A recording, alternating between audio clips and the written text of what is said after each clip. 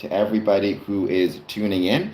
I hope everybody is doing well. I hope everybody had a great weekend. If you got the chance, I hope you checked out my Sunday episode release where we interviewed a brother, Omar Chavez, past master of Zampolina May Lodge in Saltillo, Mexico.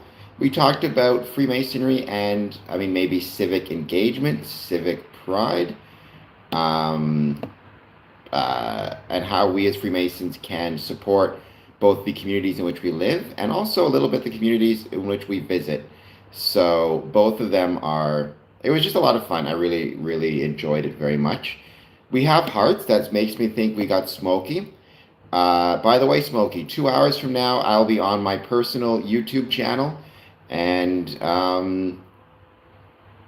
I hope that you got the link through your Discord. So I hope that you will join me therein, and we'll just hang out and chat for a bit. That will be youtube.com/Cameron Adamson. So we'll see who joins for that one. And Smokey, don't forget, you still got to take advantage of my. You still got to take advantage of the Patreon gifted membership. Don't let it expire. You get 1 month of a free Tier 1 membership. If you're not Smokey and you're putting in the hearts, then whomever you are, thank you for being here.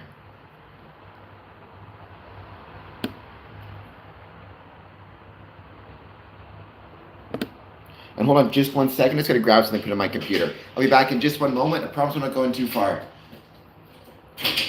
Nobody leave yet. I just got to put this thing in here.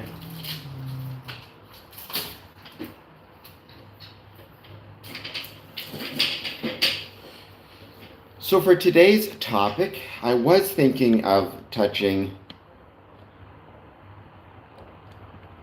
Well, I haven't turned it on yet, right? I haven't started the stream yet. So it shouldn't work for you until 3 p.m. Eastern when I start the stream. Because, so 2 hours from now is when it should start to work. At least I think so. What I'll do is I can always, here, double check the stream. Before I start, I will jump back on and resend you the stream via Discord.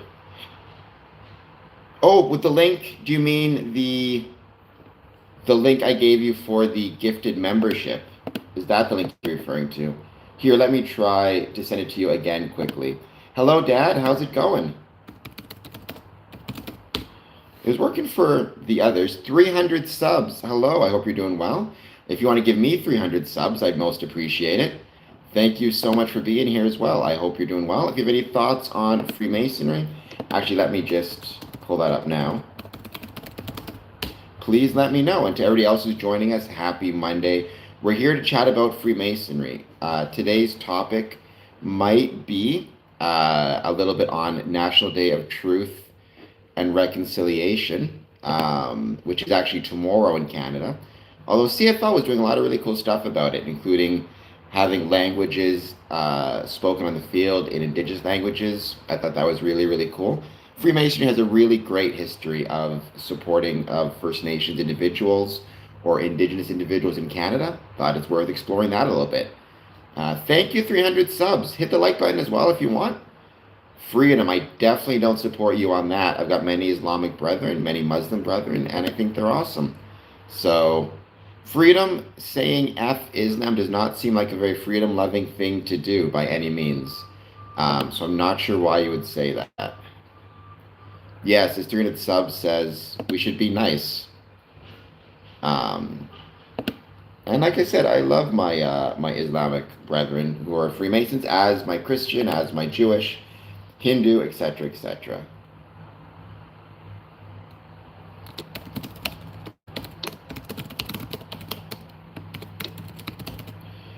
I mean, 300 subs, being nice is always good advice as a general rule.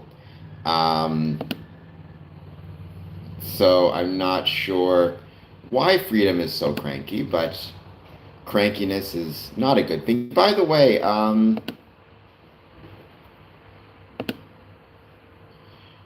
will say one of the things that I love about Freemasonry, and I hope that others recognize its value as well, is the fact that we are so welcoming of men and women, but men of different religious faiths and beliefs. I think that's a wonderful thing. I think it makes our order stronger, and it makes the communities in which we're located stronger.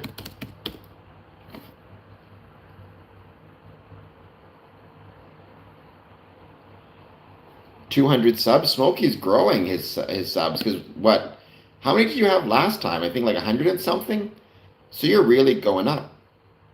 Well, he doesn't have to leave. I'm very hesitant about forcing quote unquote people to leave the chat, though I'd appreciate if he was a little bit nicer. But as a rule, 300 subs, I think communication and engagement is usually the better approach than having people, forcing people to leave. Well, I mean, that's, you have conflicted loyalties there a little bit, right? So,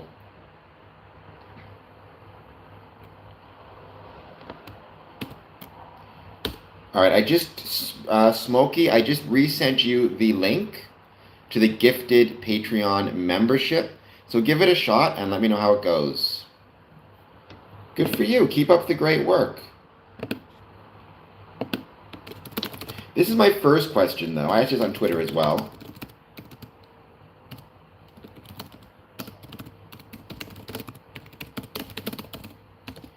Is the Canada Post work disruption affecting you? The reason I ask is, you as well, 300 subs. The reason I ask is, certainly for Square and Compass, it's affecting us in that it's going to take me a little bit longer to mail out some of those special postcards that I wanted to mail. So there's that. And also, in terms of Freemasonry, there are some Masonic brethren who receive their summons still, this might shock people, but who still receive their summons via mail, snail mail even. And so for that reason, I know some brethren right now are not getting their summons. So we're going to figure out how we can best resolve that. It may have to go to delivering in person.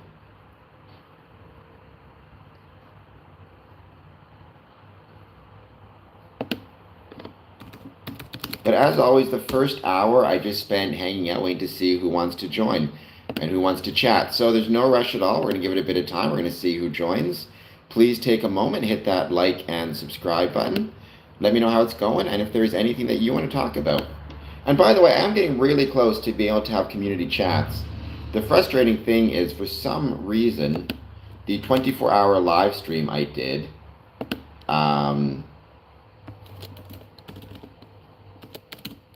the hours from it,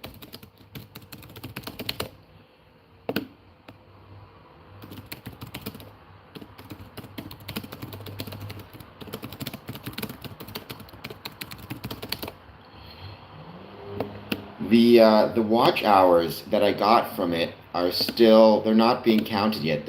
The video is still processing, which means those hours, which go towards the 3,000 hours you need for community chats and things, I'm not getting yet. But hopefully, or just monetization in general. Hopefully, though, I get them soon and the processing is done, because I think we could do something really cool with it. But please take a moment, hit the like button, hit the subscribe button. Let me know how you're doing and if there's anything about Freemasonry you want to talk about. We also, going back to this idea of red pill, black pill, we also had, I guess, several mass shootings in the United States this weekend.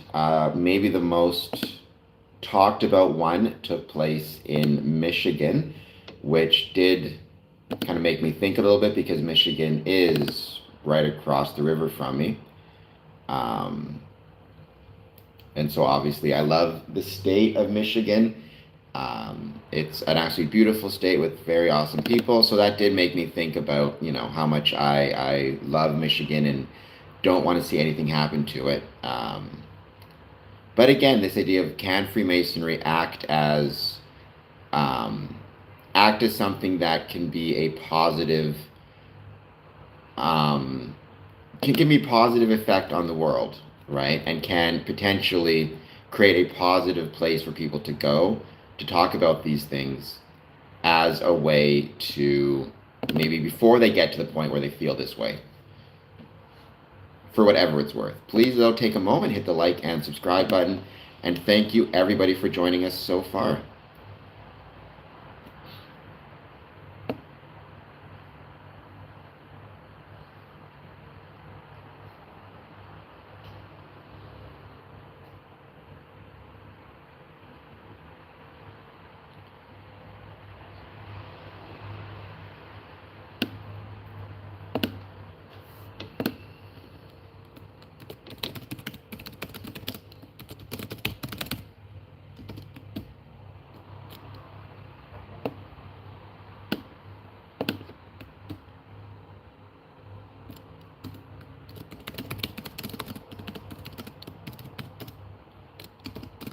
But for now, let's wait to see who joins. I think my dad will be there.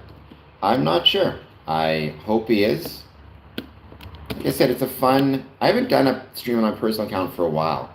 Actually, welcome, Mr. Keeps. So, what is the. By the way, Mr. Keeps, you also need to take a few moments to sign up for your gifted Tier 1 Patreon membership.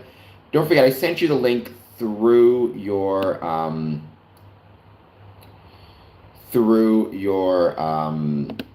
a Patreon chat, so you can sign up to Patreon. You can find it there.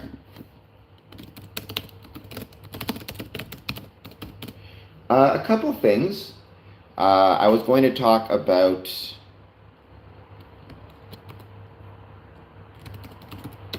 Well, so do you think it's a good shirt? Is this all right for you? As if it looks good.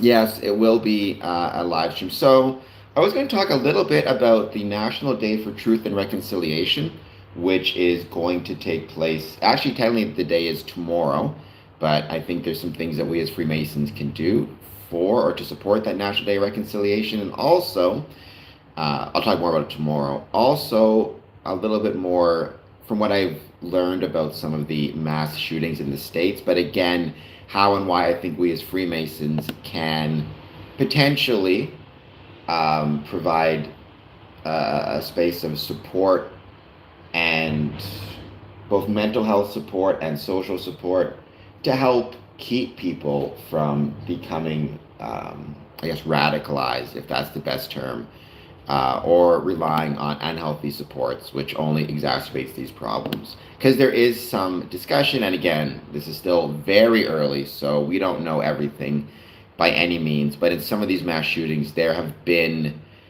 indications of both mental health issues as well as using drugs or alcohol to cope with those mental health issues. And maybe if he had positive social supports in his life, things might have turned out differently. So we'll talk about that as well, right? And that is, again, this idea, way back to the idea of being black-pilled, and why that's so dangerous. But I do think National Day of Truth and Reconciliation is also worth exploring. No worries, Smokey. Just don't forget, I sent you the link for Patreon, so redeem it. You'll find it. It's on your direct messages on Discord. And then also, I mentioned that is true, but nonetheless, what I think is, I have no kind of dog in the fight in the sense that I've never used any type of, with the exception of caffeine, which is a drug, and I don't think we should take it for granted, because I do think there's an issue nowadays with people just chugging back those energy drinks, which have insane amounts of caffeine in them.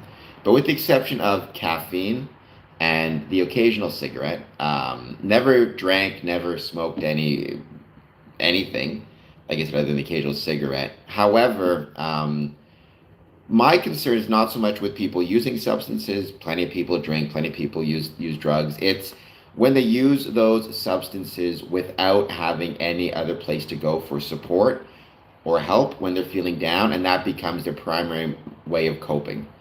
Um, well, you're the exception, Mr. Keeps, because I've known, I mean, I can, people say that about me because I can drink coffee, in fairness, and as soon as I'm finished drinking coffee, I can go right to sleep. And it's never been an issue. But, I mean, I do remember, and I could be getting this wrong, so somebody can fact check me on this, but I do remember reading a news article, and if I recall correctly, it was a younger person having a heart attack because they drank too many Monster energy drinks. Let me double check if I'm right. I'm just looking this up on Google quickly. Yeah, the FDA investigates 5 deaths. So this was 2012, October 23rd, 2012. The highly caffeinated Monster energy drink has been cited in 5 deaths and 1 non-fatal heart attack, according to reports that the U.S. Food and Drug Administration is investigating. Now, this was from 2012. They may have changed it in that time, and they may have reduced the amount of caffeine in it, which is very possible.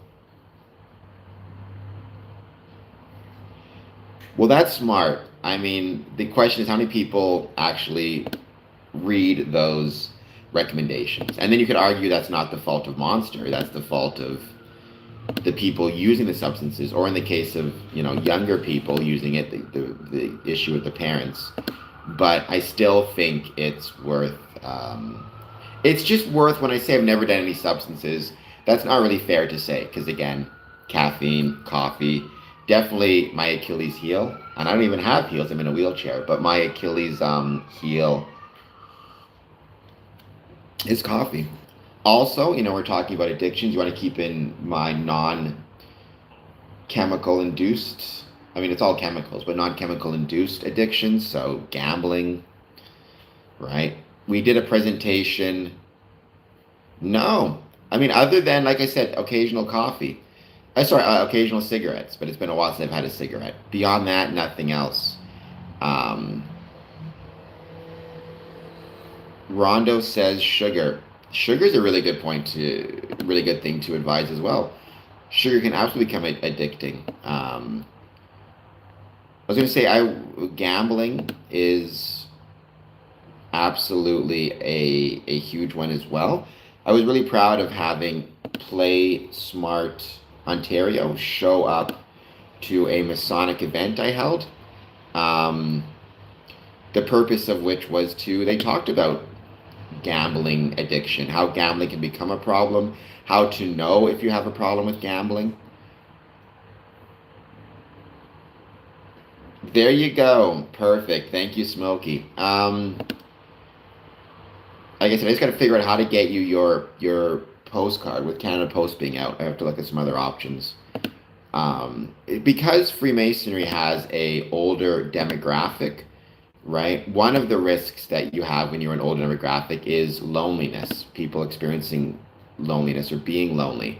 And in those circumstances, gambling can become an addiction just because it becomes something to do, right? It becomes a way to pass the time if you have no other supports. And they talked about that, right? And so, again, how many people who are older, let's say, or otherwise alone, would have a gambling addiction were it not for the fact that they had somewhere else to be and something else to do and other people supporting them.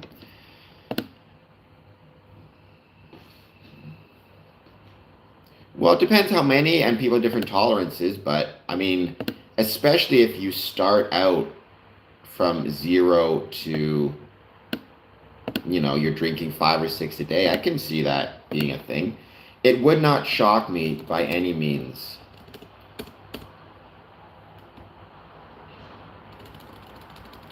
And just make sure to everybody who is um, accessing their month-long free Patreon membership, just make sure that before your month is done, if you don't want to pay the $3, you cancel so you don't get charged.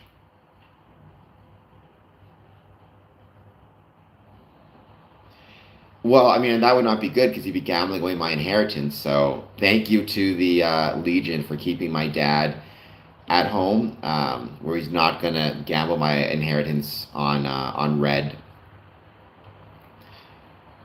You know, even there's this. I don't know much about him. There's this gambler. I guess supposedly he got rich gambling. He pops up on my YouTube feed sometimes. Mickey Mickey Mace, I think it was Masse. Um, so he made millions gambling, again, so he says.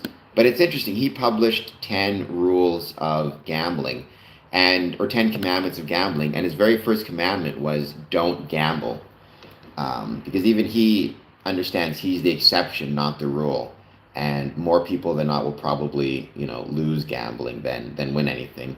So his first commandment was don't gamble, and his second commandment was don't ever gamble more than you can comfortably afford to lose.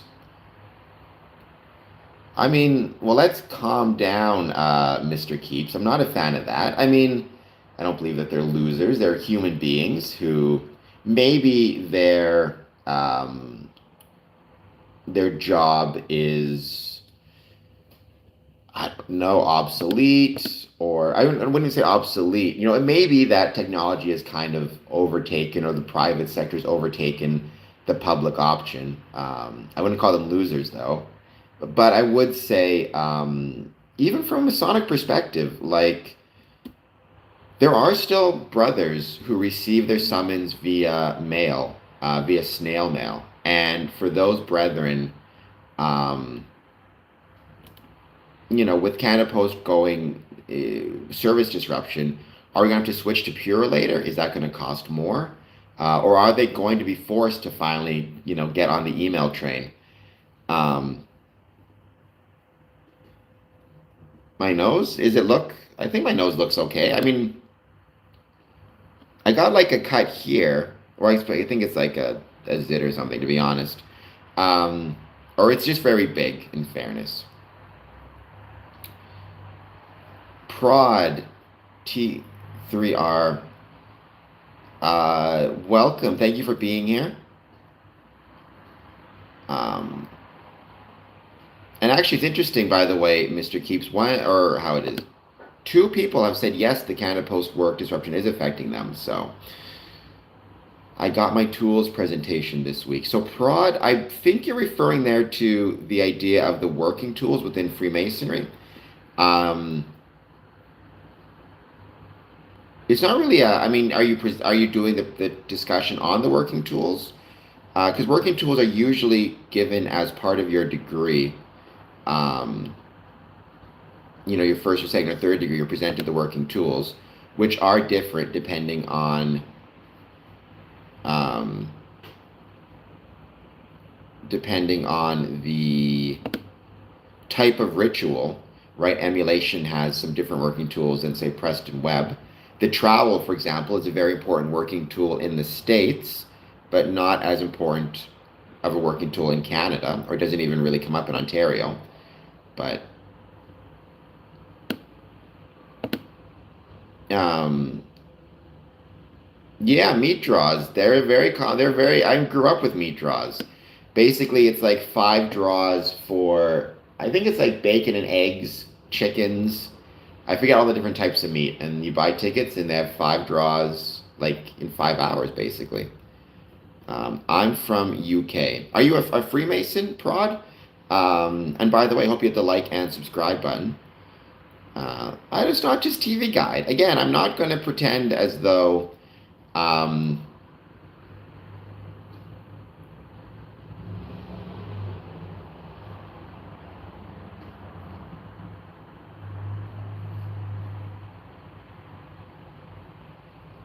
I'm not going to just pretend as though there's no value to it. However, that's not to say that it's not possible that, again, other private options, technology has kind of overtaken its use. Obviously, I'll never be happy with anybody being out of work or being on strike. But it may be, and even with Freemasonry, right? There was a time when I think most Freemasons couldn't imagine engaging in Masonic administrative work without mail, without postage, and now that's just not the case. Knee with a G says, "Hi, bro. Nice try. You're not going to get me to do that, but I hope you'll like and subscribe button." You're welcome. So, what part of the UK are you from? I would say, honestly, 90% of Masons are getting their summons via email, but that still leaves 10% who are not. And for that 10%, is Canada Post still necessary? What do you mean, what's up with Canada, Rebel Duster? Other than I love Canada. Greatest country in the world. Part of that is because we have the greatest neighbors in the world. But I love Canada.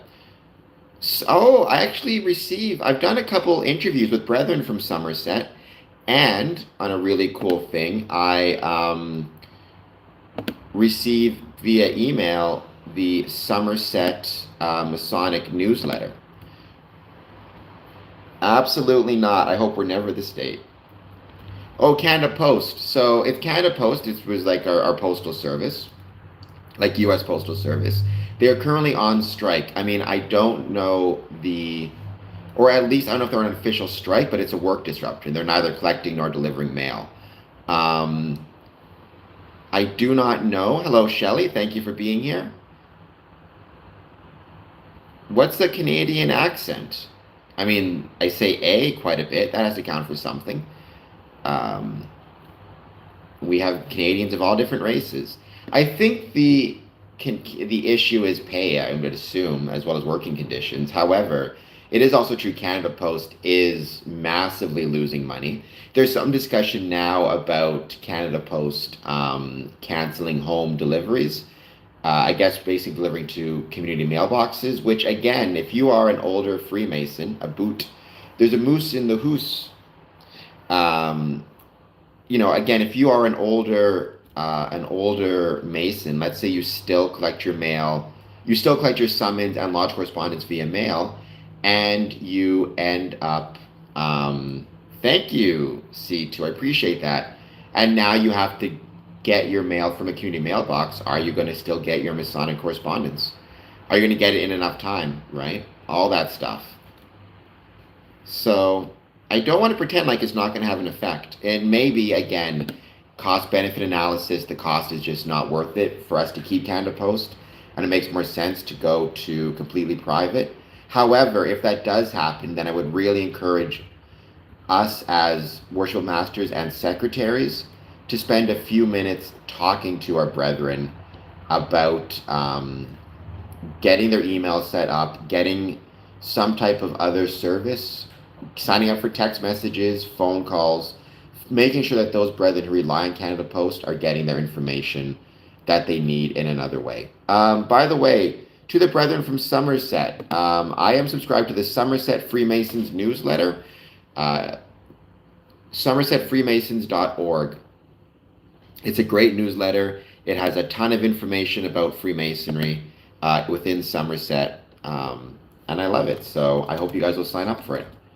Again, if you're interested in Freemasonry, or you are a Freemason and you want to learn more, there is a plethora of free newsletters out there that you can take advantage of. And I would encourage you to do so.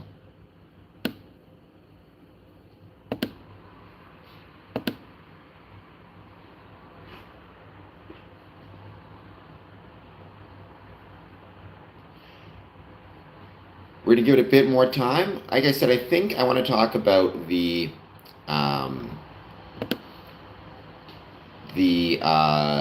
National Day of Truth and Reconciliation. Some things I've written about it. I'll probably talk about that tomorrow as well. By the way, today is National Coffee Day. So if you know me, you know that is a very important day for me. And And thank you, Mr. Keeps, for helping keep me in coffee. Truly appreciated.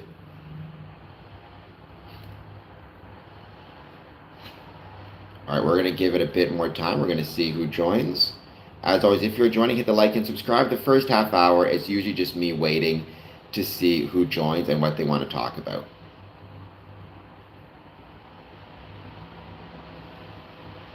I know, right, Mr. Keeps? National Coffee Day. How can anybody not be happy about that?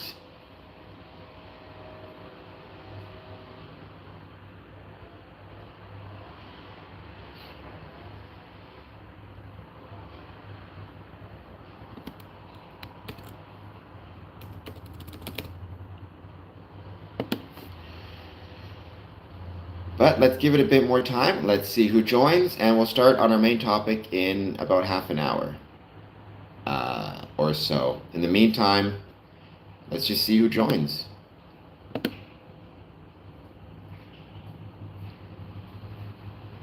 Because they can't drink coffee. That's fair. That's fair.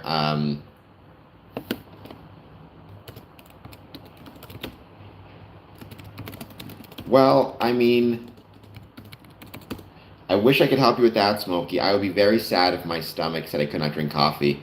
My dad, I guess, cannot drink, cannot eat meat, I should say. Oh, apparently, by the way, if you are in America, you can get a free medium coffee for Dunkin'. So if you are a Dunkin' Donuts reward member, today you can get a free medium coffee. So hey, find yourself a Dunkin'. Just because I can't take advantage of that doesn't mean you should not be able to take advantage of that. Prod, barley coffee? What is that? I never heard of that before. Is that like a coffee that's made out of barley beans instead of coffee beans? I'd be willing to try that. Give it the benefit of the doubt, you know? You ordered Masonic gloves. What can you do with them? Hero 8. I mean, are you a Mason? Because if you're a Mason, you would wear them at Masonic meetings, specifically Masonic degrees, or really at the notice of the worshipful master. I'm not yet. Well, I mean, then there's really nothing you can do with them. I mean, you can wear them for fun if you want, I guess. They're not work gloves, right? They're ceremonial gloves. So, well, my main coffee joint is wherever I get free coffee. So right now it's the casino. But I do like Starbucks coffee. So when you say not yet, do you have your application in? Right, Masonic gloves are normally white gloves. They're ceremonial. They can be worn at the instruction of the worshipful. I'm speaking primarily about Ontario here, but other jurisdictions as well. They can be worn at the instruction of the worshipful master of the lodge, and they are meant to just add another level of decorum and dignity to the Masonic function. To see all the officers wearing white gloves. Make sure that if you are a Mason and you're wearing a white glove for a formal event, again, as per the requirement of the worshipful master, make sure that before you shake a brother's hand, you remove the glove. It's a matter of respect. You don't want to shake hands while wearing the glove. Make sure that you keep them clean. And make sure that everyone is wearing them. Again, every officer is wearing it. They can be, Dad. When I was, we had one worshipful master in Windsor way back in the day who required all officers to wear gloves during degrees. I hated those gloves, though, because it was so hard to wheel with them because they were super slippery. So I could never get a decent grip on my wheelchair with the gloves on. And I had to do the working tools, and I could never hold the working tools properly. They would always slip and fall. because again, it was just too hard to get a decent grip on them. So it was, believe me, a pain in the butt. However, it is more common in America. But again, I've traveled to America plenty of times and never seen them wearing gloves. So it really just depends on the master, the jurisdiction, um, all that type of jazz. I'm kind of with Smokey on that. I tend to not drink coffee if there's no caffeine in it. Sometimes what I will do is do like a half regular coffee, especially if I have like one pod of regular coffee left and then some decaf. I'll do half and half, just to keep things kind of just so I make sure I have a full cup, but at the same time there's some caffeine in it. I don't know. Let's see. Barley coffee is known as Cafe d'Orzo in Italy, is a caffeine-free roasted grain beverage made from ground barley that serves in as... I mean, I would try it. Again, I like my coffee with caffeine, but I would try it just to see the taste, just out of curiosity. Why not try something different, you know? We have a Milad on here. I have no idea what Milad is saying, but welcome, Milad. Please hit the like and subscribe button. And I appreciate you joining. I'm trying to think if I've ever even... I must have had barley in like... I don't even know, in like bread or something. Right? I would assume so.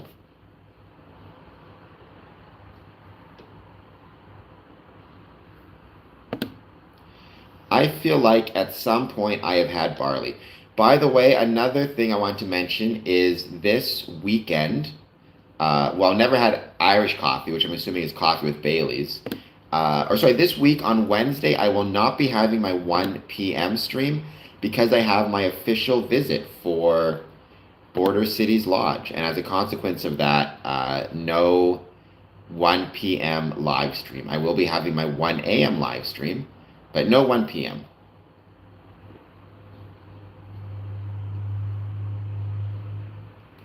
Drifting Beamer. How'd the Yanks get on at the Ryder Cup? I have no idea what you are talking about. There's a lot of words in there. Okay, 2025 Ryder Cup. I guess it's what? Soccer? You can ask a question. I feel like it's going to be a trolley type of question. Sure. We can meet and make Hamburger Helper together. It would be an honor. But first you have to hit the like and subscribe button, Goopinder. Then we can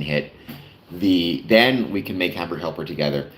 Well, I'm not going to confirm nor deny any of the Masonic requirements. Well, then I will definitely make Hamburger Helper together around degrees. However, here's what I will say, Steve, about that. One of the things that kind of demonstrate to me why Freemasonry is wonderful and what it is I love about it, I was,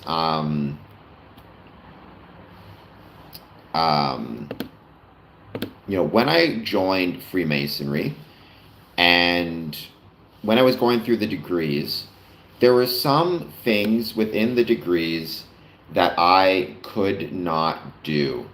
I'm not going to say what they were, but because of my disability, it was not possible for me to do them. One thing I can say is we have to kneel at various points in the degree, and I could not kneel, obviously. But a brother who was of the degree, same as mine, he actually went to law school with me. He actually did all of the physical movements for me that I could not do. I thought that was a really beautiful thing. And I thought it really demonstrated what makes Freemasonry so special. The fact that, he took the time out of his day to, or his night to join me in the degrees, to help me in the degrees, to help me, learn what I could do to make the degrees, to make my degree successful, to make me feel welcome within Freemasonry. I thought that was really special. And yeah, I really appreciated that from him very much. Dimes. Well, I am not. I am straight. I mean, now if Brad Pitt were hitting on me, I wouldn't say no because it's Brad Pitt. But we in Freemasonry welcome men who are gay or straight, or within the kind of the LGBTQ community.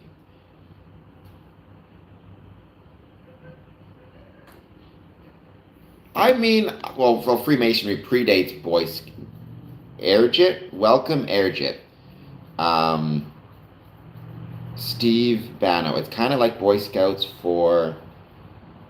I mean, Freemasonry predates Boy Scouts by a fair margin. I mean, it's a civic or fraternal organization. So in the same way, Boy Scouts can provide social support for younger men or boys. I mean, Freemasonry kind of fulfills that element for adults. But I would say it's more a civil or social group. So I would say it's closer to a very structured boys' night out for a lot of members. Um, yes, good vibes only. Oops.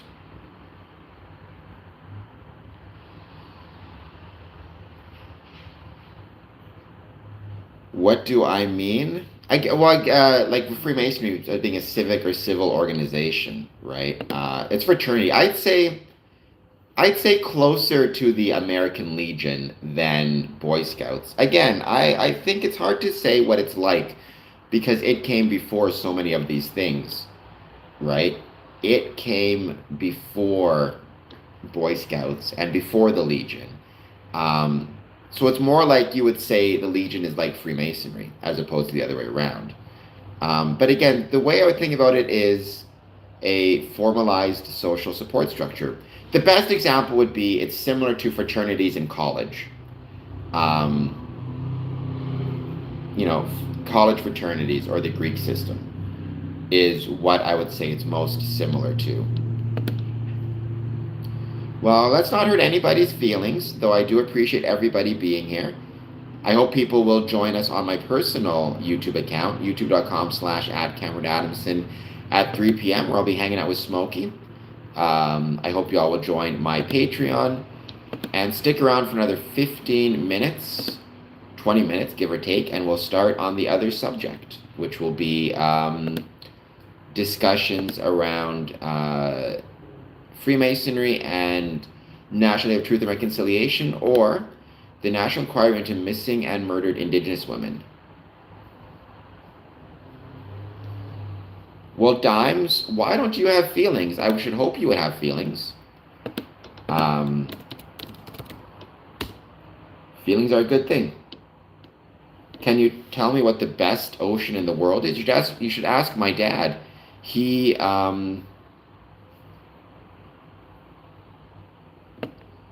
he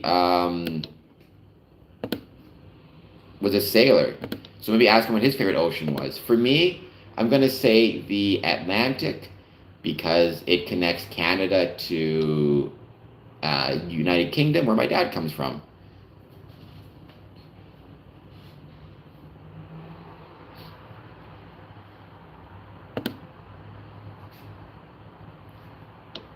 And so when it comes to that, I guess you can't go wrong with the Atlantic Ocean. But oceans in general are really cool. I mean, I love the water. I've said it a million times, or not a million, but very often on this stream I've mentioned that Freemasonry owes much of its growth to the oceans, or to the Navy, or to maritime travel, right? As having started in England, a land or a sea-locked country, an island basically. If it were not for the ability for men and for Freemasonry to travel through ships, through the Navy, there would be no Freemasonry in Canada, United States, Europe, Asia, Australia for that matter. I love water also. Ergit. I think water is. I love swimming. I never get to do it as much as I want, but nonetheless, I do love to swim.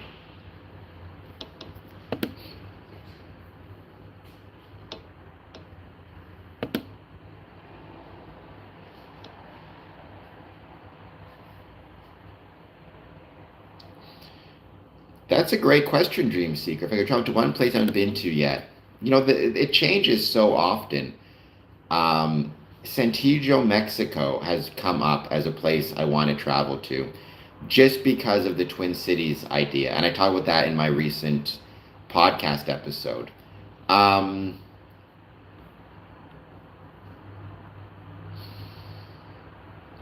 but beyond that, oh my gosh, Hong Kong has recently come up on my list of places I like to travel to.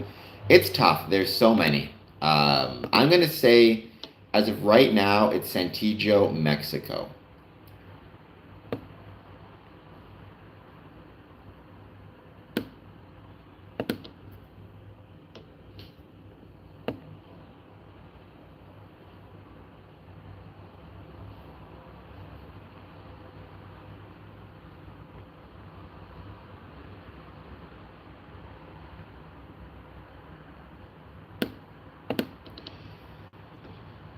Nice. What did you think? Let me know what you thought of it.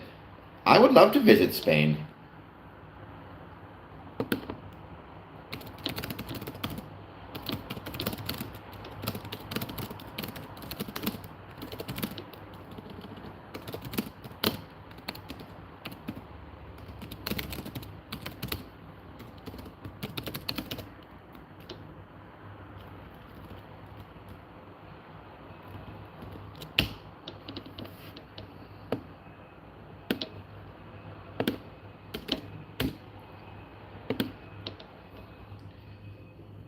Good, good. Anything in particular you thought was interesting, Dream Seeker, or anything in particular that you kind of learned or that stuck out to you?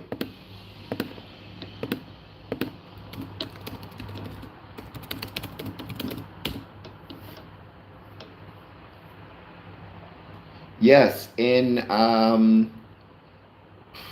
my gosh, in an hour and 10 minutes.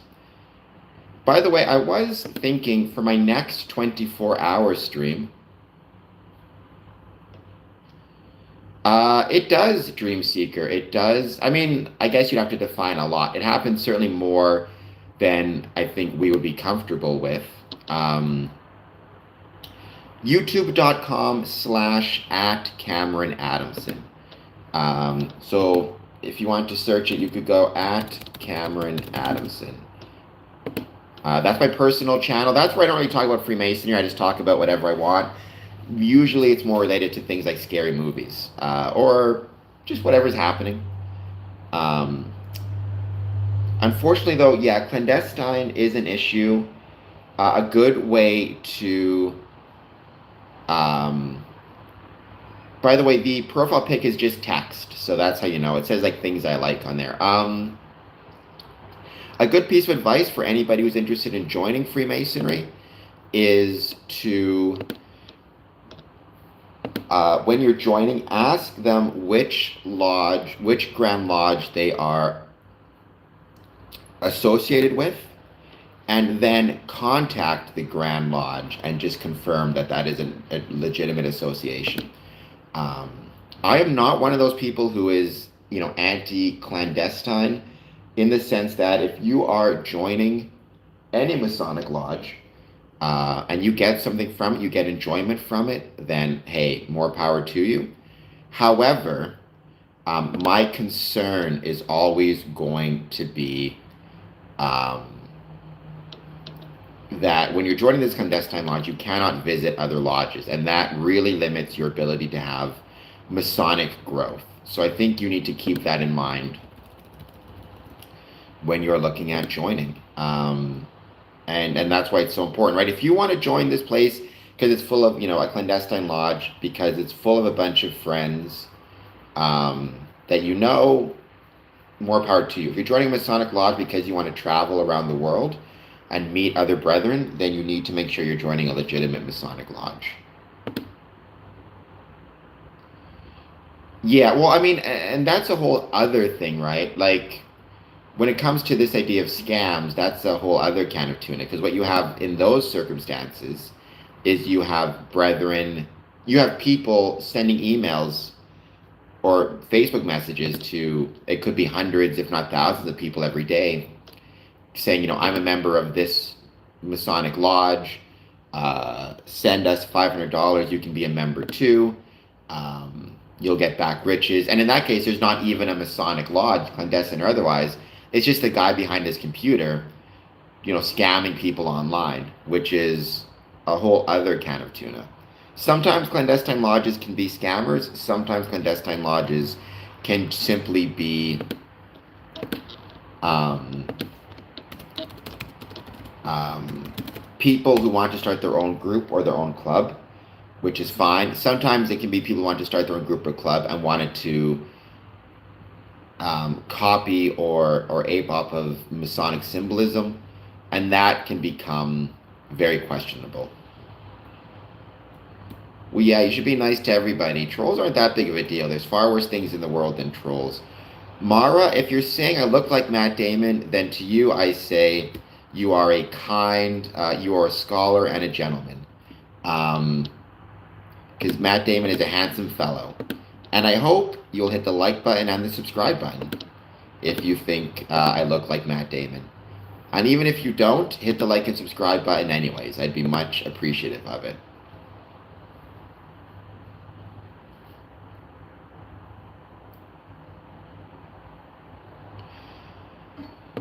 Let's give it another 10 minutes or so.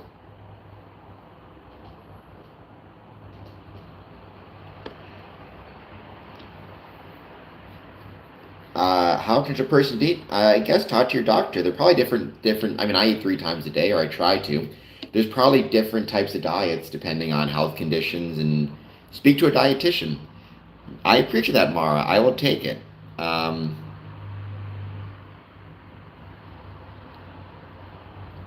Community and fraternity have always been the most attractive thing about Freemasons to me.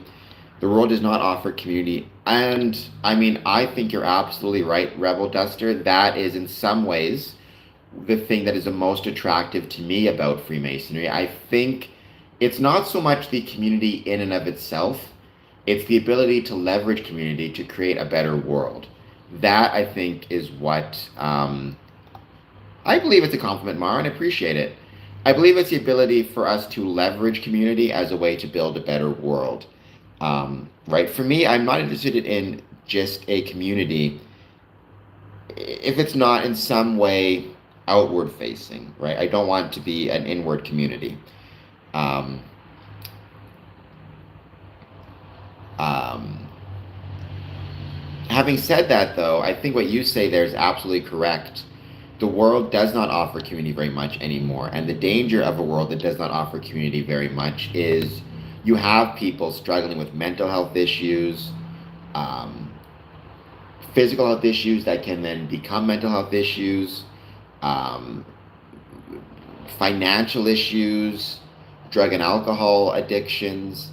And if they don't have a community, they become isolated to a greater and greater degree, right? The danger of that is they then may start turning to either hurting themselves or hurting others as a way to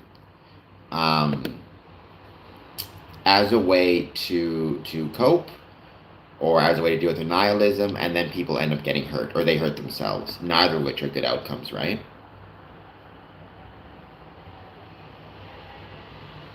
It is very rude to do that, Urjit, so I agree with you.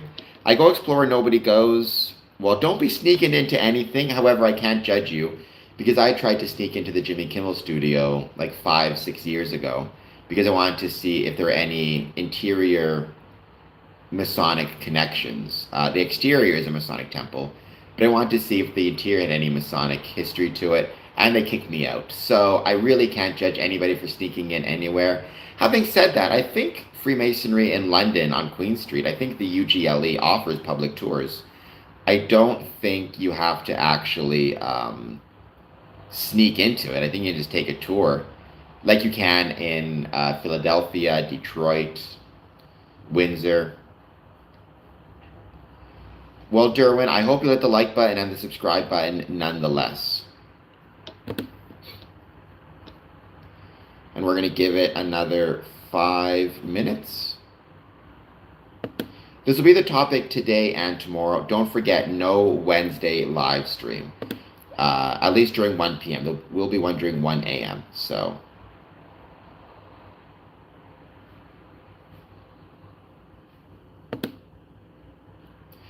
Community starts in yourself. You're not wrong. I mean, you have to have at least some comfort with yourself as a human if you want to create a community. That, I mean, I'm sure it is. I've never been there. That's also, when it comes to my list of places I want to visit, that is 1,000,000% on my list of places I want to visit. Well, I mean, again, for legal reasons, don't sneak in anywhere, even though, I've been known to do it in the past. Just check out the public-facing areas.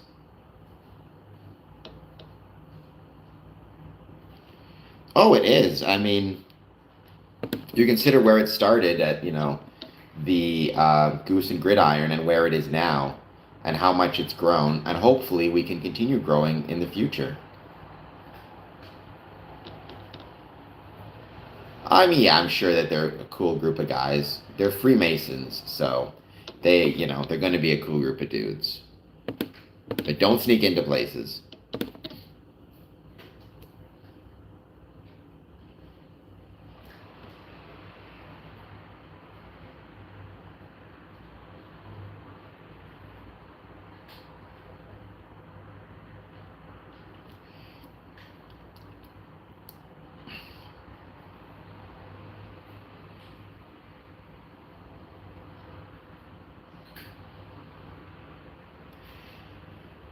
I have some allergies. I don't want to share medical information on here. Everybody knows I have, missing my legs. Although I have talked about in the past how junior wardens of Masonic lodges, one thing they need to keep into account is they need to think about, right?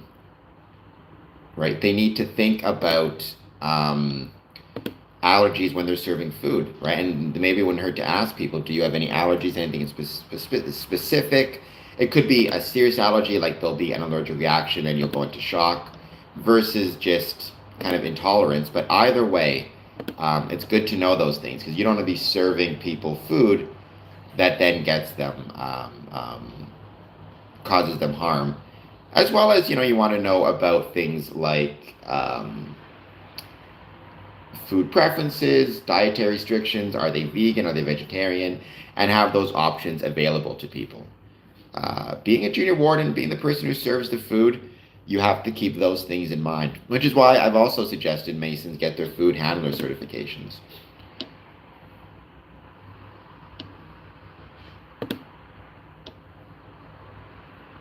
$20 votes, by the way, on Canada Post.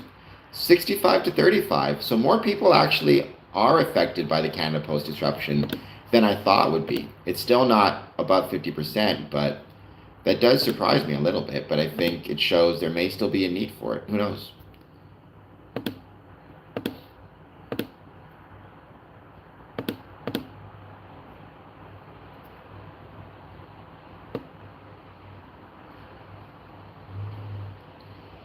Absolutely. I mean, there are, without question, potential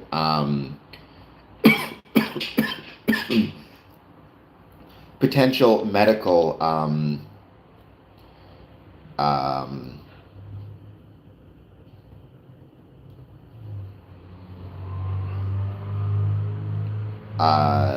potential legal ramifications. However, we should also keep in mind that there are also potential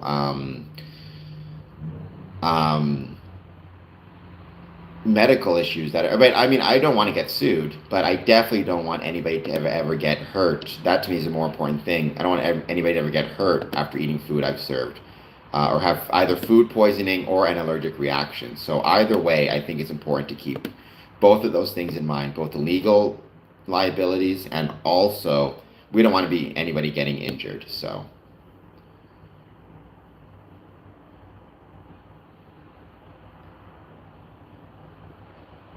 Where am I face? Like up here? I don't know. I always get really dry skin by my eye. I think I need to start moisturizing. Um, because here as well, right? I always tend to get this really dry skin. I got to work on that. But I'm too lazy to take care of myself. People with food allergies need to grow up. How can you be allergic to a food now? Well, I mean, I would strongly disagree with that one, Crunch Daniels, uh, especially since I have no legs. So if we were reliant on natural selection to thin the herd, I would be in a lot of trouble, um, as you can potentially imagine. It would not be fun for me if I were to find myself relying on natural selection. One of the things about Freemasonry is how we try to be supportive of people with all abilities. So, and I mean, I could just tell that to people and say, Crunch Daniels said, you need to grow up as they're suing me. However, I don't think that would go over well. Oh, I forgot tomorrow is my birthday. I will tell them that. Everybody here with a food allergy, just so you know, uh, grow up. It's natural selection. There you go. Crunch Daniels said it. Well, I agree, Mr. Keeps on thinking I should grow up as well. This no leg thing is just silly.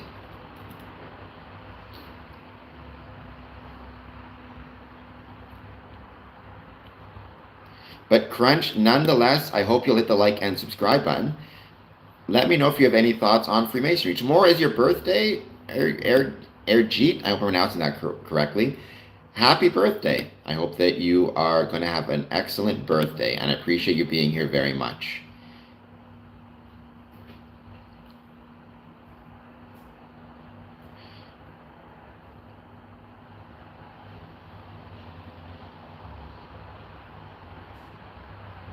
So tomorrow is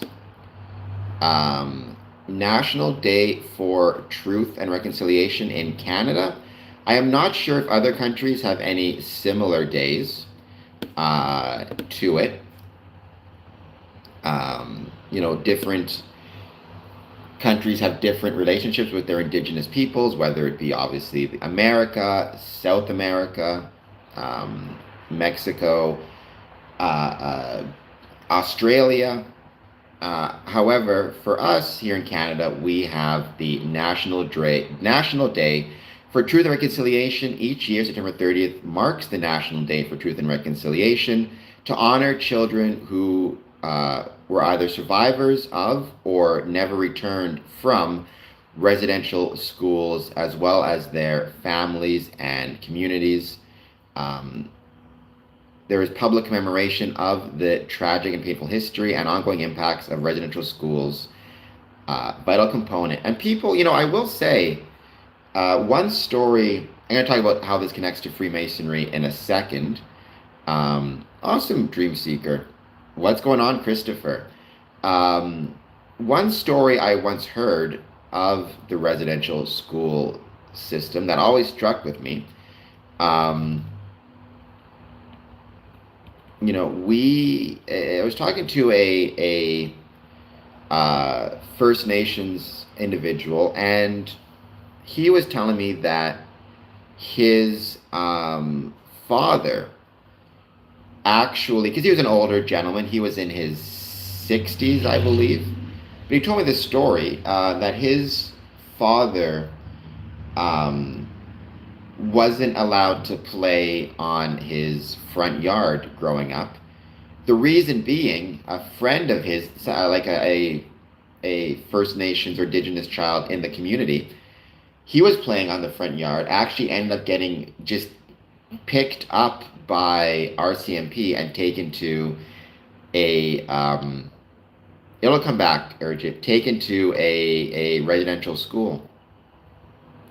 No telling no telling anybody about it, no knocking on the door saying, hey, we took your kid to a residential school. Just picked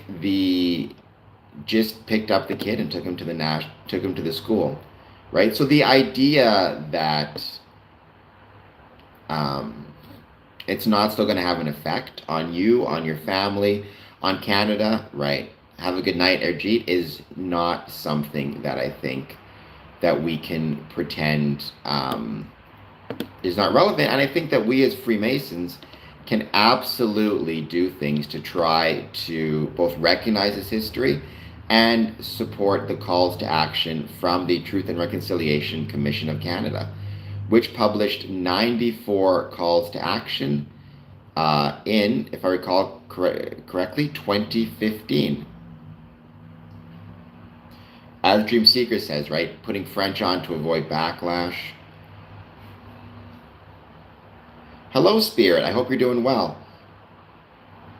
Right. What I'm going to do, though, is instead of talking specifically about the National Day of Truth and Reconciliation calls to action, I'm going to talk about Freemasonry and the National Inquiry into Missing and Murdered Indigenous Women and Girls' Final Reports Calls for Justice, right? Which also connects to National Day for Truth and Reconciliation, in that both deal with how we as Freemasons can support our Indigenous communities, support ways to create a more equitable society for them, and also to recognize issues in the past. But Spirit, how's it going? I hope that you're doing well. And I'm going to read that here, and tomorrow maybe I'll read specifically the calls to action from Truth and Reconciliation, right? As part of, so recently this author, me, had a meeting at the Can-Am Indian Friendship Center in Windsor, Ontario. As part of this meeting, the center directed the author to the National Inquiry into Missing and Murdered Indigenous Women and Girls Final Report, and more specifically, the calls for justice contained therein. The final report contains 231 calls for justice, divided into 18 sections. Many of these calls are directed towards government and governmental agencies. However, 2 of these calls for justice could relate specifically to Masonic organizations, which could include Masonic lodges. So, call to action 6.1, subsection 1. Ensure authentic and appropriate representation of Indigenous women, girls, and LGBTQ people, inclusive of diverse Indigenous cultural backgrounds, in order to address negative and discriminatory stereotypes. Section 6.1, subsection 2, support Indigenous people sharing their stories from their perspectives, free of bias, discrimination, and false assumptions, and in a trauma-informed and culturally sensitive way. 15.2, decolonize by learning the true history of Canada, Indigenous peoples' history in local area, learn about and celebrate Indigenous peoples' history, cultures, pride, and diversity, acknowledging the land you live on and its importance to local Indigenous communities, both historically and today. Create time and space for relationships based on respect as human beings, supporting and embracing differences with kindness, love, and respect. Learn about Indigenous principles of relationship specific to those nations or communities in your local area and work and put them into practice in all of your relationships with Indigenous peoples. Masonic groups and organizations could and should engage with the above calls by, for example, I just realized I gotta change something here.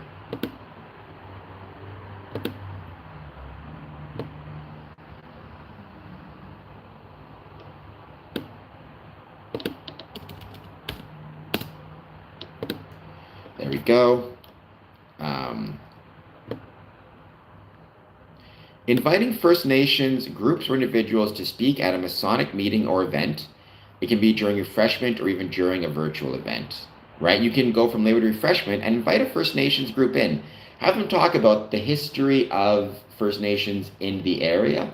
Maybe even talk about Masonic members who've been of the First Nations group, or interesting things about Canadian history. Okay, I like the Can-Am Center. Great group of people. Um, including land acknowledgements as part of lodge correspondence, start of meetings, or other official or unofficial events. Not all the time, even, but just on some special occasions. Like, for example, when we in Windsor had the celebration of the building for the 100th anniversary and the grants and community groups, we actually included at the start both the land acknowledgement and a smudging ceremony. Um, Invite First Nations group to engage in private or public ceremonies, depending on what is most appropriate, before Masonic events, such as perhaps smudging or other events that may be, or other types of events or ceremonies that may be more appropriate.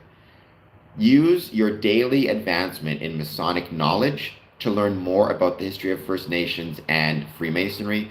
One source, Native American Freemasonry, which is a book that was written about Native Americans within Freemasonry, specifically within the American context. Read the National Inquiry into Missing and Murdered Indigenous Women and Girls Final Reports Calls for Justice, and also the Truth and Reconciliation Commission's recommendations. Recognize National Indigenous Peoples Day in Canada, June 21st, 2023. This recognition can be done via social media, a special event, or a mention in lodge, or a combination of all of the above. There are so many ways for Freemasons and Freemasons to engage with calls for justice. Do you have any ideas? Right? I'm going to go through that one more time. And again, this is just some ideas. Let me know if you have any ideas in the chat. Invite First Nations groups or individuals to speak at a Masonic meeting or event. It can be during refreshment or even during a virtual event, or if they're a Mason, during business. They can talk about either their history, the history of the First Nations groups in that area, or they can talk about maybe connections between Freemasonry and Indigenous or First Nations groups. Dream Seeker, Tecumseh was actually a Freemason. Keep that in mind. That's a cool little thing, I thought.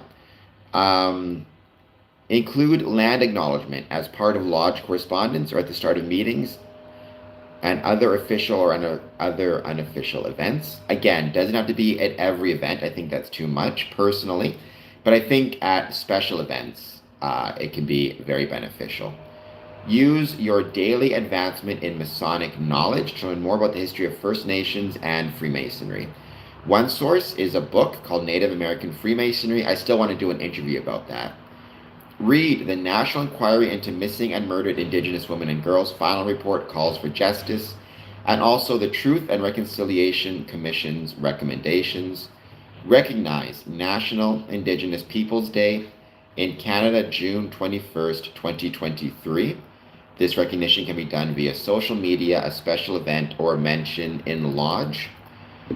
Also, and this is something I thought was really interesting, and I get ideas from everywhere. I've said it before, we as Freemasons should not be too proud to take ideas from anyone. That can even include the janitor, right? One of the most foolish things that we can do, I think, is turn our noses up at good ideas or be blind to good ideas because they don't come from Freemasonry. What was I saying? The CFL, to celebrate the National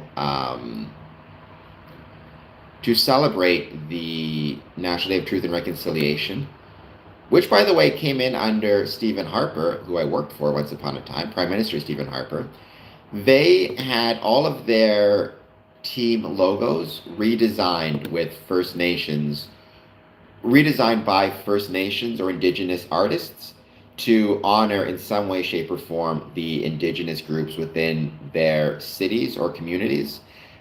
And during the games, the officials made announcements both in English, French, and the Indigenous language of that community. And I also believe the national anthem was sung in English and the Indigenous language therein.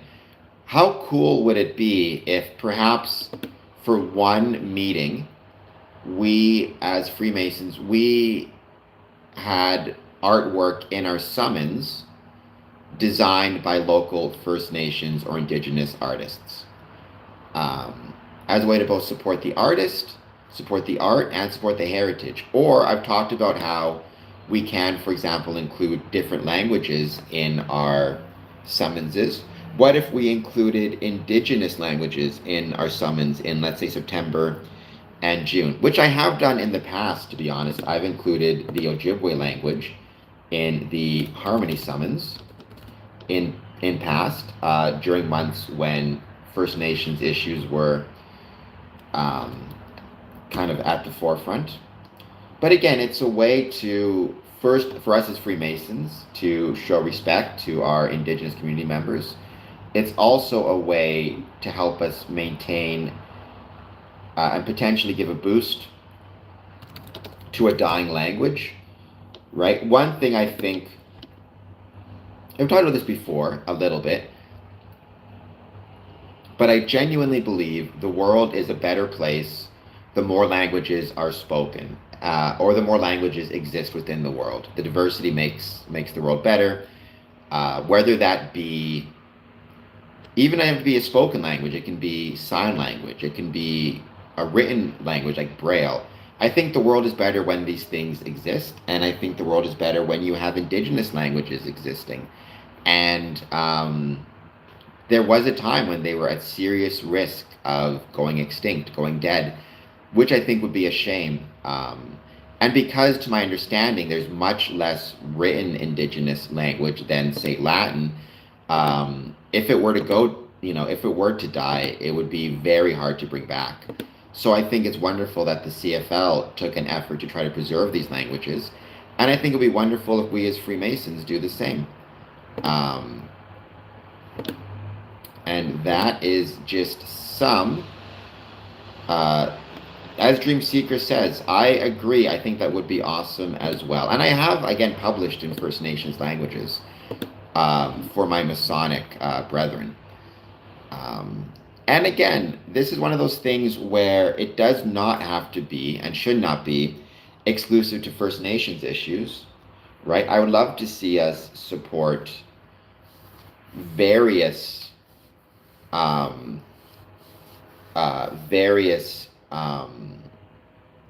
groups, initiatives, organizations. For example, if there is a special day for, let's say, United Kingdom or English or England, maybe do a thing where we in Canada on that day mention something in our summons for our English brethren, serve fish and chips, talk about English heritage. If there is a particularly important day, for Spanish heritage, maybe publish something in Spanish, right? I think there's something beautiful about Freemasonry. One thing, and I just had this lecture, so I remember it quite well, actually. One thing that we as Freemasons are encouraged to do is look beyond the narrow limits of civil or religious institutions, to see brethren of every, to see every man as somewhat of a brother. So if, we have a member in our lodge who is, Spanish, who is Indigenous, whatever it is, we should not only view them as part of our lodge, part of our community, we should also care about their history, care about their culture, and try to support it in different ways, right? Again, maybe publish something in Spanish. Make sure if he's blind, you're publishing things with Braille. And if he is Indigenous, and there are special Indigenous days, I think that's worth supporting. And if we don't have any Indigenous members of our lodges, I think we still want to support the Indigenous members of the communities in which we're located. And it creates a more interesting lodge experience. It's not the same thing every month. There's something different and new and interesting to check out. Do I think God has a gender? Well, I believe in a supreme being, but I don't believe in like a supernatural entity that is a supreme being. So, I guess for me, no. Gender wouldn't, like, the mathematical equations that govern the universe, by definition, wouldn't have a gender. But that doesn't mean it's beyond gender, or it just means gender is not an applicable applicable identity, applicable adjective to apply to what I would view as a supreme being. I guess, what about you, Chris? What do you think? So those are some of the calls to actions I would give to Masonic lodges. There were also several calls to actions published in 2015, again under Prime Minister Stephen Harper, that relate specifically to the residential school system, or to try to ease or otherwise mitigate or ameliorate any of the harms caused therein, right? Some of those calls to actions are specifically related to government and what governments can do. You can't post the England. I think you can. I could have swore I've seen the English flag on here before. If they don't, that seems not cool to me. I think they should. My dad's from England, so will they let you post the Union Jack? I mean, I don't. So Freemasonry would not have a stance on the United Kingdom situation as a state. I see a Union Jack there. I don't know what that means. Like, Freemasonry is not political. It has no political views on whether a state is or is not fallen. I don't really know what that means. I guess what I would say is I don't view the United Kingdom as a fallen state, but that's my own personal opinion. I don't think Freemasonry has a view on it, one way or the other. So some of these calls to action deal specifically with government and what the government can do, but many of them deal with things that we in Freemasonry can do as well. For example, I talked about preserving language and helping to preserve language. We call upon the federal government to acknowledge that Aboriginal rights include Aboriginal language rights. I mean, I would imagine there might be some Masons who agree with you, but I'd imagine there are many who disagree with you. I would disagree with you. Again, I'm not from England. I can't speak to England. I can speak to my Canadian experience. And one thing that really does bother me is when people talk about Canada being overtaken by different ethnic groups. I think that's very unkind. I think we in Canada should be welcoming. I think we have a beautiful country, and when you are lucky enough and privileged enough to be gifted a beautiful country, you have a responsibility to work hard to both preserve that country while also sharing it with others. Roger says hello. Hello, Roger. It is, but my point is I'm not concerned with mass migration. It does not concern me the way it seems to concern others. I think it goes to the idea of I'll speak from the Canadian context. I think we in Canada so I think human beings are capable of great things if we want to be. I think Canadians are capable of great things if we want to be. And I think, welcoming mass amounts of people into a country from different cultures and different lands, it is a big thing. It is a massive undertaking. It takes a lot of time, a lot of effort, a lot of work. There's a ton of challenges that come with it on your social support system, your social fabric and cohesion. However, just because it's hard and just because it's difficult doesn't mean it's impossible and doesn't mean it's not worth doing. What's the alternative to live in kind of a walled off country that is default or knee-jerk suspicious of everyone of a different race or culture? I think that's a far worse place to get to. And yeah, I would agree, Rebel. I don't think you're stupid, Rebel, but I think the phrase racism saves lives is a stupid phrase. And if nothing else, one thing Freemasonry has taught me is most people are good, and that is regardless of the race they happen to be. So, going back to this, truth and reconciliation calls for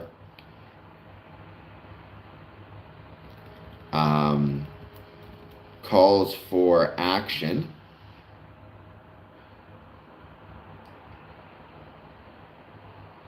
Just because it's hard is not a reason to do it. I would say just because it's hard is not a reason not to do it, is the point, right?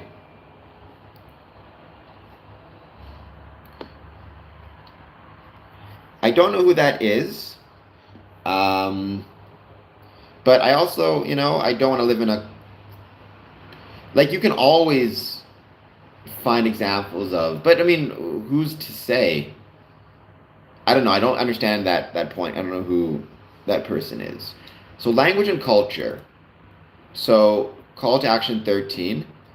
We call upon the federal government to acknowledge that Aboriginal rights include Aboriginal language rights. Again, can we as Freemasons help preserve some of these languages that are at risk of going extinct? We thank you, Nomad. Please hit the like and subscribe button for being a good person. We call upon the federal government to enact an Aboriginal Languages Act that incorporates the following principles. So again, we as Freemasons cannot incorporate acts. However, we can follow some of these principles. Aboriginal languages are fundamental and valued elements of Canadian culture and society, and there is an urgency to preserve them. I think Freemasonry should care about Canadian culture and society and should want to preserve them as well.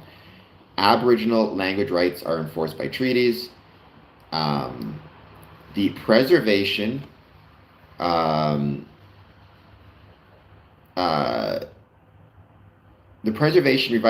and strengthening of Aboriginal languages and cultures are best managed by Aboriginal people and communities, but can be helped by others, I think is key, including Freemasons, by, again, maybe publish a message in English and whatever the predominant language is in your region. Okay. Well, I mean, she's not forgotten, I guess, in the sense that you're still talking about her, and I know the story. I didn't know her name.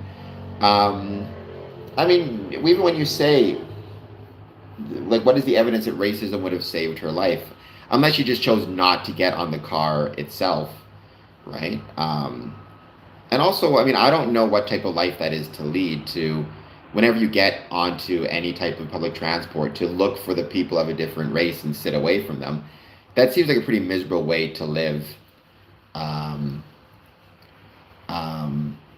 It seems like a pretty terrible way to live one's life. Is, I will, and maybe I'm just saying this because I've never felt threatened. Well, I mean, I've thought I was going to get into a few fights in my life, but probably by equal race. It's not like I've never felt threatened by anybody because of their race. I'm not going to start living my life by, assuming the worst about people. That seems like a pretty terrible way to live. I don't know if there's, I don't know what if that would be worth existing to live that way. Well, is there a third option, Rebel? Like, just live your life as you would normally and hope that things work out? Seems like a pretty reasonable way to exist. Because again, look at for example, Rebel, the recent mass casualty event in Michigan. To my understanding, that was a Iraq war veteran who was white, I believe, I could be mistaken, who, I mean, what could have been done there to solve it? Or with Charlie Kirk? Or, like, this isn't a race issue. This is a people becoming black-pilled in society because they don't have access to supports, both professional and non-professional supports. And when I say non-professional supports, that includes civic organizations like Freemasonry. We call upon post-secondary institutions to create university and college degree and diploma programs in Aboriginal languages. Could we publish things in Freemasonry in Aboriginal languages, like Hold on just 1 second. I'll be right back. I'm not going too far.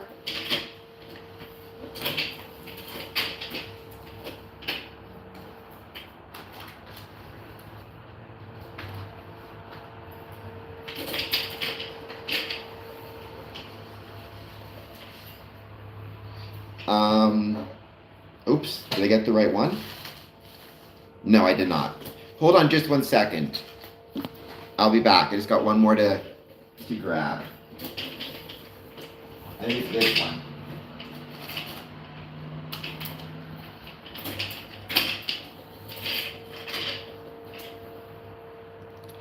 Well, friendly banter is fine. I knew an English guy used to say the problem with the Scottish people is their arms are too short or their pockets are too long, or too deep. So this is my Masonic certificate. How cool would it be if we published one of these in a First Nations language for a First Nations brother, if he so requested it? I know in Quebec you get them in French, but it's a cool little thing.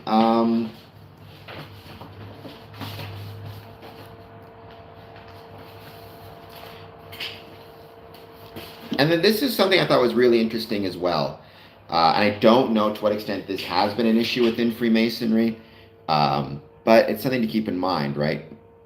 We call upon all levels of government to enable residential school survivors and their families to reclaim names changed by the residential school system by waiving administrative costs for a period of 5 years for the name change process and revision of official identity documents, such as passports, driver's licenses, etc., etc. The reason I bring this up in Freemasonry is I know throughout history there have been First Nations or Indigenous Freemasons who've joined, but their government name was John Smith or something, right? Their government name was changed through the residential school system, through government enforcement, and they had both a government name and an Indigenous name. And the Masons, I believe, would more often than not use the government name. Do we as Freemasons, when we're, let's say, writing initiation for brother or, passing or raising or on certificates or on correspondence, do we want to make sure we're using not their government name, but their Indigenous name, especially if they're going through the process of getting it changed? Jesus is not the Son of God. He is prophet to worship God alone. Well, I understand people have many different religious views. So Islam, I hope you'll like and subscribe. I don't, I have my own views on the Supreme Being, but we have members who are Islamic, Jewish, Indigenous, First Nations, Christian, Catholic, Protestant, Hindu, Sikh, and they're all welcome, and you are welcome as well. We have many Catholic and Christian people on this channel as well. Again, the beautiful thing about Freemasonry, and I try to follow this on my stream, is all are welcome. But I definitely think porn, drugs, alcohol are not healthy things. Everything in moderation, I guess. But I think if you become addicted to them, it is probably because you have an issue with being alone and needing supports. We call upon the... So that's just some ways we can follow these. I'm going to be writing about this in Medium, by the way. They talk about health benefits, just in general, and this is true for Indigenous as well as everybody. Having a social support system, not being lonely, is one of the best ways that you can ensure that you have positive health outcomes in your life. So I'd encourage everybody to try to find supports.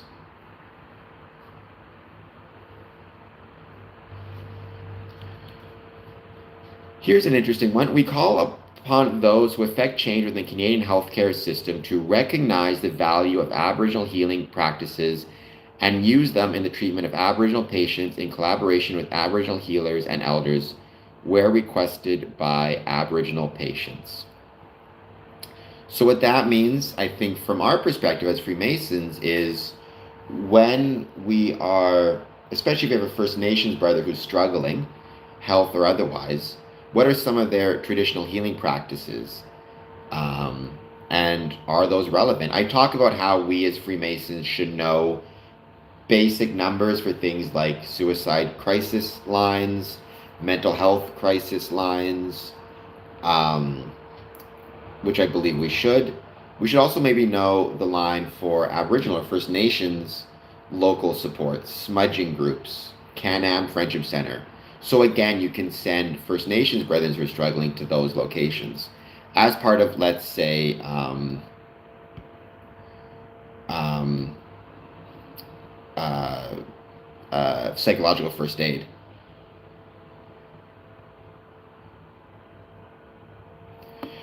I mean, I don't think I'm affected by satanic media. I don't know for sure, but I have great respect for my Muslim brothers, as I do for all religions. I will never be a reviler of religion because Freemasonry says it is not something I should ever be or do. So, um, and I don't know what Dajjal means, but cool.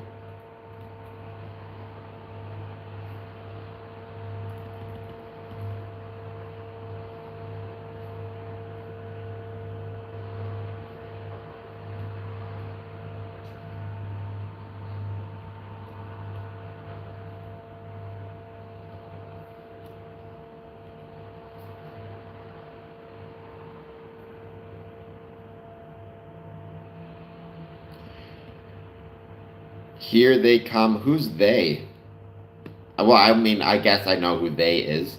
Again, Rebel, all are welcome on my stream. My stream, my rules. And that means all are welcome. So then also talks about we call upon federal, provincial, and territorial and municipal governments to fully adopt and implement the United Nations Declaration on the Rights of Indigenous Peoples as a framework for reconciliation. We call upon the Government of Canada to develop a national action plan, strategies, and other concrete measures to achieve the goals of the United Nations Declaration on the Rights of Indigenous Peoples.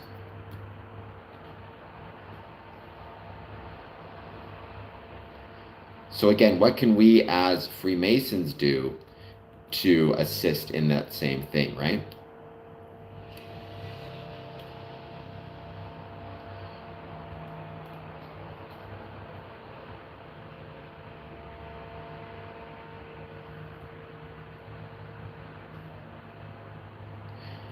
I think the biggest area is education for reconciliation. Because actually, yeah, because education, again, is something that we can do within Freemasonry. In fact, within Freemasonry, one of the things that we are taught is to make a daily advancement in Masonic knowledge, education. And one of the biggest ways that we can find our education is through federal, provincial, territorial, governmental approach.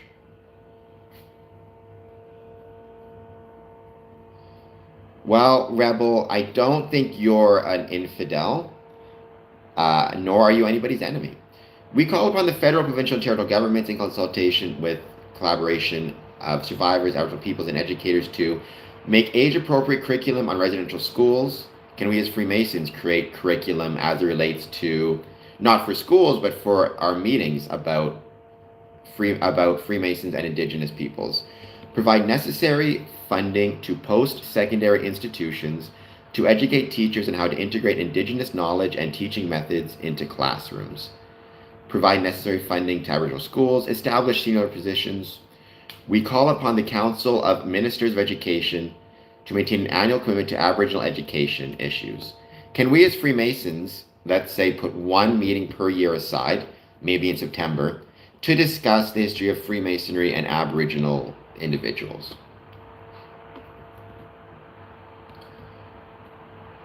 Well, it does not, Stephen Skiba. I mean, what I'll say is, Masonry, the building of things out of stone, or the shaping of stone into useful items, that dates to Babylon. That dates before Babylon. That dates to 3.3 million years ago. That predates humans. If you, like I believe, are ancient brethren, our ancient hominids were themselves um,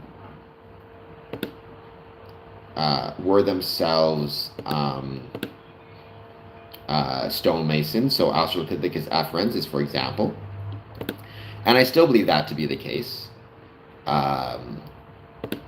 But Freemasonry, it dates to, I would say, June 24th, 1717.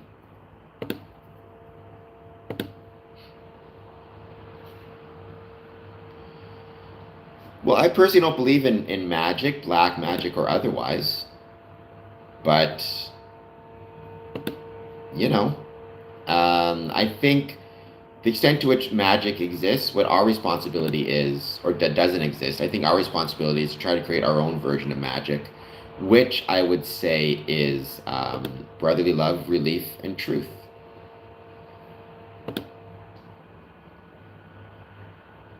We got Rebel Duster in here trolling a little bit. I mean, I can't judge too much because I like bacon too. However, honestly, probably I would say the Muslim community and the Jewish community is probably more correct on this. I don't know if it's the healthiest thing for you.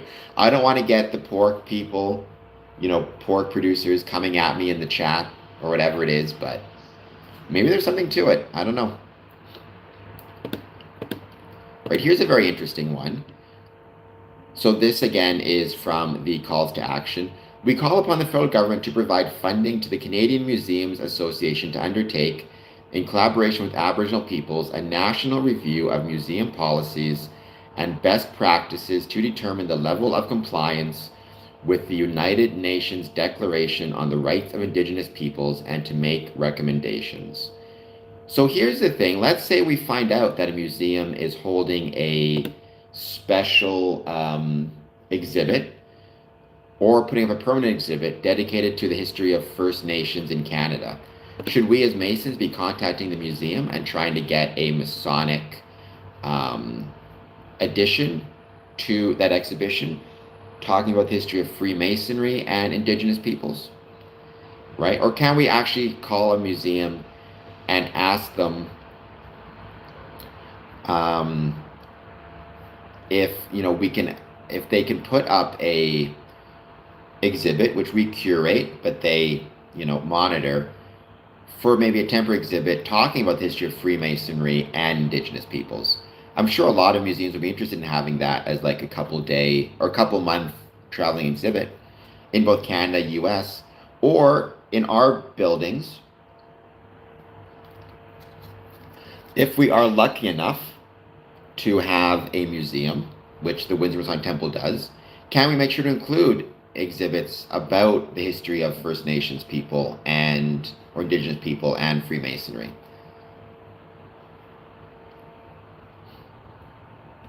Same thing with our archives.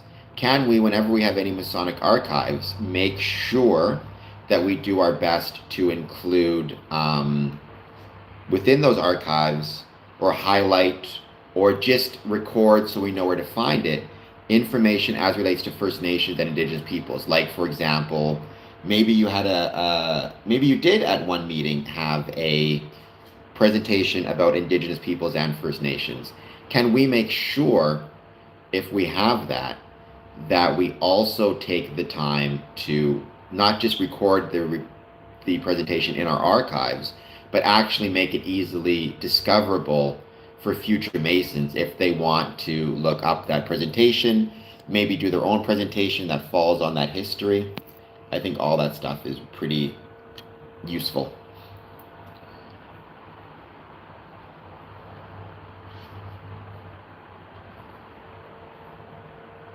They talk here also about making sure you have adequate statistics in Canada about the effect of First Nations or residential schools.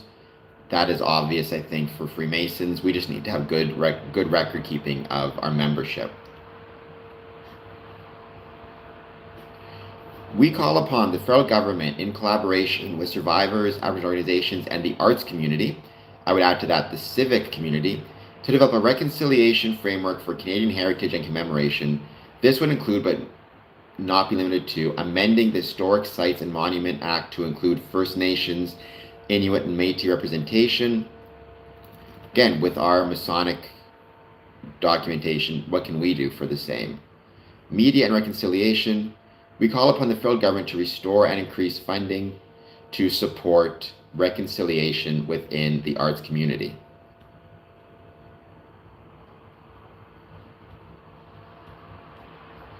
And then we call upon the corporate sector in Canada to adopt the United Nations Declaration on the Rights of Indigenous Peoples as reconciliation framework. Can we in Freemasonry adopt the United Nations Declaration on the Rights of Indigenous People?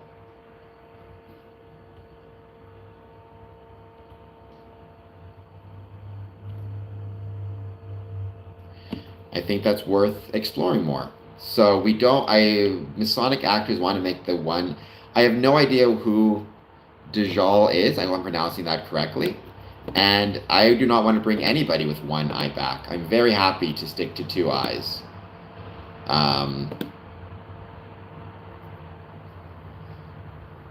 That is very rough review of both the Missing Murdered Indigenous Women's calls to action and the 94 calls to action as it relates to the Truth and Reconciliation Commission. I hope you guys got some interesting ideas from it. Again, all of this stuff fits very well, in my opinion, into our Masonic commitments, especially the Masonic commitment to make a daily advancement in Masonic knowledge and what that means, right?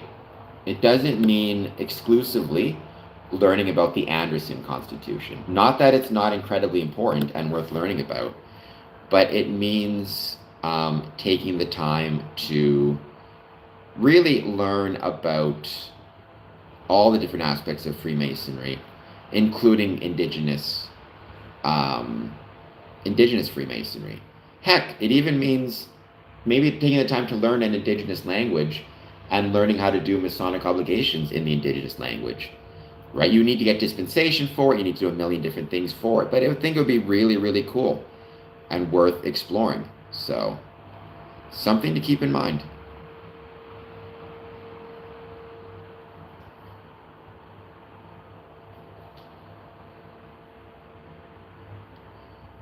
And with that, I'm going to give this another, let's say, 5 minutes. Then I got to run to the washroom, and then we're going to be starting my other stream on my personal account. So let's give it a bit of time, and let's see who joins.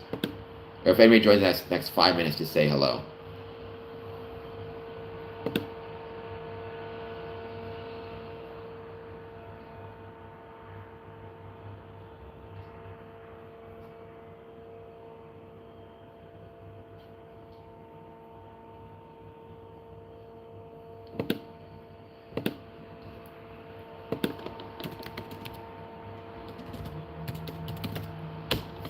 See if we get any more people joining. By the way, thank you for the likes, all the subscribes.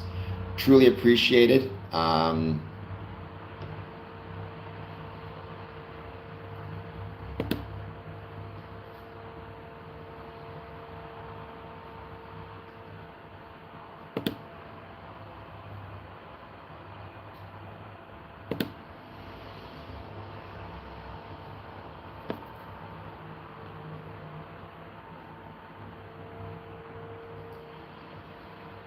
I mean, I don't even know what that means. We had somebody jump on with a message there that YouTube hid for some reason or held for review. Well,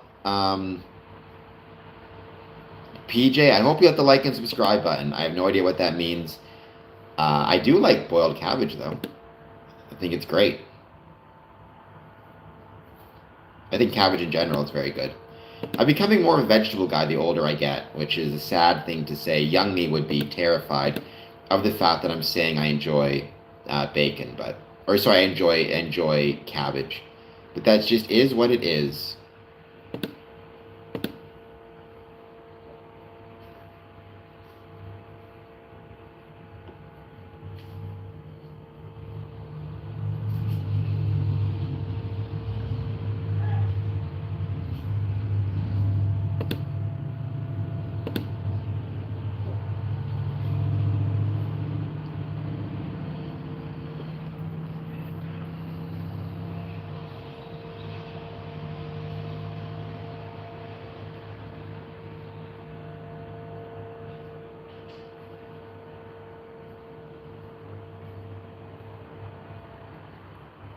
All right, we're going to give it another minute just to give PJ a chance to hit the like and subscribe button, and join us on our other channel, youtube.com/@CameronAdamson shortly. And you can also check out everything I'm writing, everything I talked about here on Medium. I'm going to be writing about that tonight, so I hope you guys will check it out.